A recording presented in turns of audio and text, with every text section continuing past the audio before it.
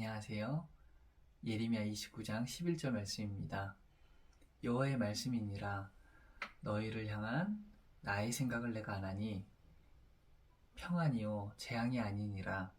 너희에게 미래와 희망을 주는 것이니라. 아멘. 80년대나 90년대만 하더라도 시골 동네에는 경운기가 아주 많았어요. 요즘 경운기들은 자동차처럼 키를 넣고 버튼을 누르면 부르릉 하고 시동이 걸렸는데, 그 당시의 경운기들은 막대기 같은 장비를 어느 구멍에 넣고 마구 돌리다 보면 덜덜덜 하고 시동이 걸렸죠. 사실 저는 잘 알지는 못합니다. 그저 옆에서 구경만 했을 뿐입니다. 기억 속에는 어떤 아저씨는 한두 바퀴만 돌리면 시동을 바로 거셨는데, 어떤 분은 몇 번을 돌리고 또 돌리고 또 돌려도 시동을 걸지 못해 결국에는 그 장비를 그 옆에 있는 아저씨에게 주고 시동을 걸어달라고 부탁하는 모습을 보았습니다. 기계의 차이인지는 모르겠지만 시동을 거는 행동은 꽤나 어렵구나라는 생각을 했던 것 같아요. 2024년도에 시동을 잘 걸고 계시나요? 자동차처럼 버튼만 누르면 바퀴가 굴러가듯이 우리의 삶도 그랬으면 좋겠습니다.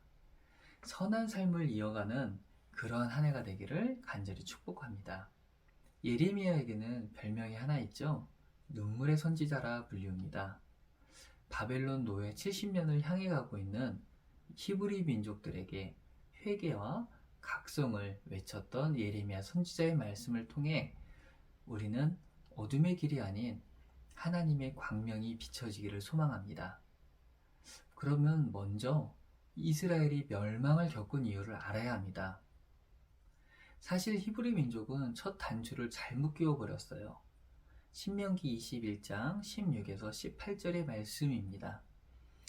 오직 내 하나님 여호와께서 내게 기업으로 주시는 이 민족들이 성읍에서는 호흡 있는 자를 하나도 살리지 말지니 곧 헷 족속과 아모리 족속과 가나안 족속과 브리스 족속과 히위 족속과 여부스 족속을 내가 진멸하되 내 하나님 여호와께서 내게 명령하신 대로 하라.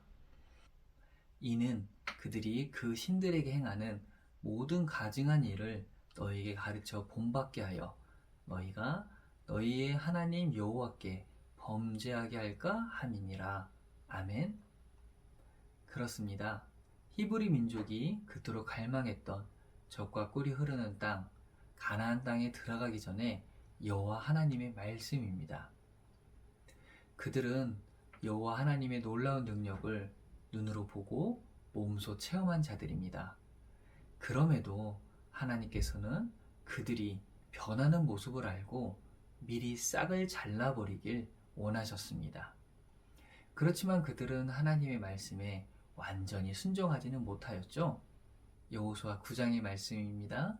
15절에 여호수아가 곧 그들과 화친하여 그들을 살리리라는 조약을 맺고 회중 족장들이 그들에게 맹세하였더라. 그들은 가나안 땅에 있었던 기브온 거민들입니다. 하나님의 강한 손이 히브리 민족들과 함께하였기 때문에 말씀대로만 움직인다면 그들의 앞을 방해할 문제는 하나도 없었습니다. 하나님의 말씀대로 여리고성을 물리치고 비록 아이성에서는 큰 한 번의 실패가 있었지만 가나안 여러 족속들은 벌써 히브리 민족들을 무소화하고 있었습니다. 그래서 기브온 거민들은 그들의 계략으로 히브리 민족들이 자신들을 죽이지 못하는 방법을 찾아야 했고, 4절에 꾀를 내어 사신의 모양을 꾸미되 헤어진 전대와 헤어지고 찢어져서 기운 가죽 포도주 부대를 나귀에 싣고 여호수아를 만나러 간 것입니다. 가나안의 민족으로 보이지 않게 꾸민 뒤 자신들을 해치지 말아달라는 약속을 받아내는 것입니다. 결국 여호수아는 그들의 계략에 넘어가 약속을 하고 그 민족을 살려주게 됩니다. 시작부터 세상의 교활함과 가식에 넘어가 버린 것입니다. 넘어가 버린 사람이 뭔 죄가 있어 하겠지만 그 시작으로 인해 그들의 모습은 변할 수밖에 없었습니다. 분명 믿음의 자녀들은 하나님의 말씀을 거역하고 말씀을 어기며 살기를 원하지는 않죠. 그럼에도 세상은 우리로 하여금 말씀으로부터 멀어지게 만들고 있는 것입니다. 이런 시작으로 가나안에 머물며 왕국으로 만들어진 하나님의 백성 히브리 민족은 결국 그 땅의 우상을 숭배하기 시작했고 계속해서 조금씩 하나님과 멀어지게 되는 것입니다. 죄악이 나에게 조금씩 스며든다는 표현이 두려움으로 느껴지시나요? 조금씩 은연중에 아무도 모르게 하나님과 멀어지는 상황이 스며들고 있었던 것입니다. 히브리 민족의 끝엔 예레미야 선지자의 말을 들을 수가 없었죠. 귀가 있으나 소리가 있으나 그 음성에 답하는 사람은 하나도 없었던 것입니다. 그렇게 그들의 주변에는 보기에도 좋고 따르기도 쉬운 우상과 아름다운 이방 여인들이 존재하고 있었던 것입니다. 보이지 않는다는 것은 믿음으로 따르기에 굉장히 어려움이 많이 있다는 것을 알고 있습니다. 하지만 하나님은 그 무엇으로도 자신의 형상을 만들기를 원하지 않으시고 그저 믿음으로 선을 나타내기를 원하고 계셨죠.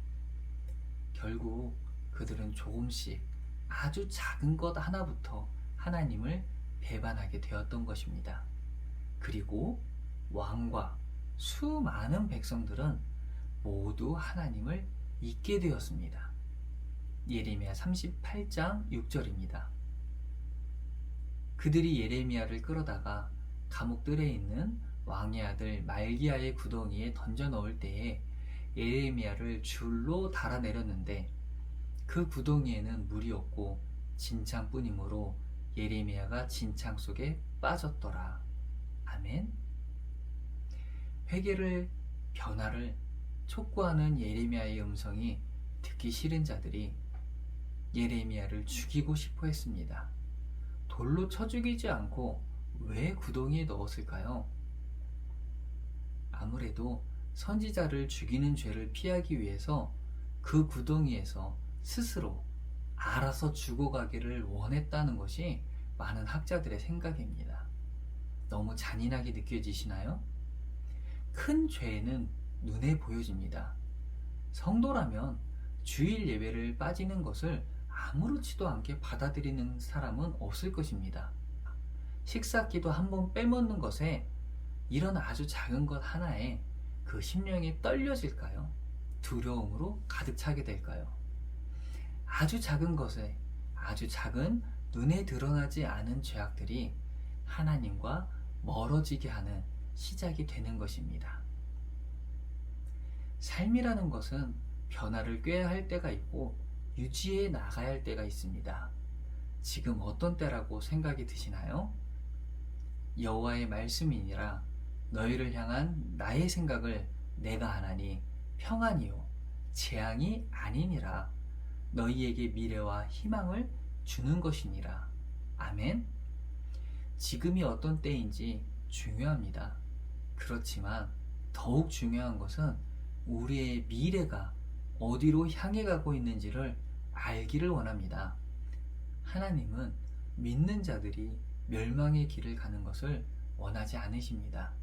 그래서 하나님은 미래와 희망을 주는 것입니다. 작심삼일이라는 말이 있죠.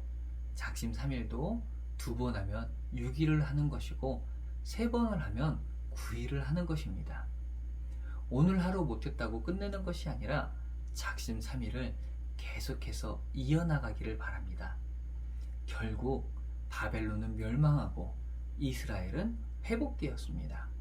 하나님이 주시는 미래와 희망을 맛보기를 축원합니다.